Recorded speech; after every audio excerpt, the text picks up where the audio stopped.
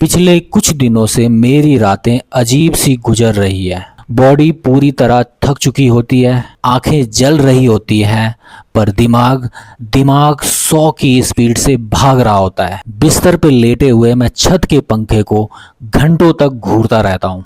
मैं परेशान था कि आखिर मुझे नींद क्यों नहीं आ रही। मुझे लगा शायद बाहर का स्ट्रेस है, पर मैंने जब अपनी दिमाग की आवाज़ को ध्यान से सुना तो मैं डर गया। मैं सो रहा था पर मेरा दिमाग नकली कहानियां बना रहा था। कभी मैं दिमाग में उन लोगों से बहस जीत रहा था जिन लोगों ने 2 साल पहले मुझे कुछ बुरा कहा था, तो कभी मैं कल आने वाली प्रॉब्लम से डर रहा था जो अभी तक पैदा ही नहीं हुई।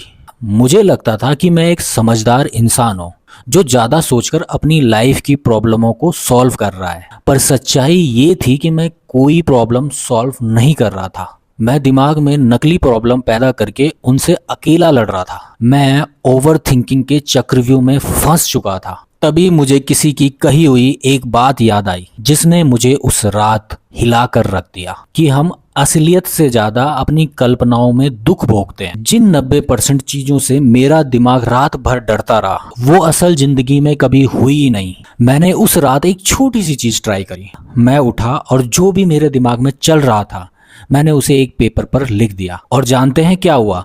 दिमाग शांत हो गया। मुझे समझ आया कि दिमाग को रोकने का एक ही तरीका है, कोई ना कोई छोटा सा एक्शन लेना। अगर आप भी मेरी तरह इन नकली ख्यालों से रोज लड़ते हैं तो आज रात उन्हें पेपर पर लिख कर देखिए, शायद आपको भी आपकी आज़ादी मिल जाए।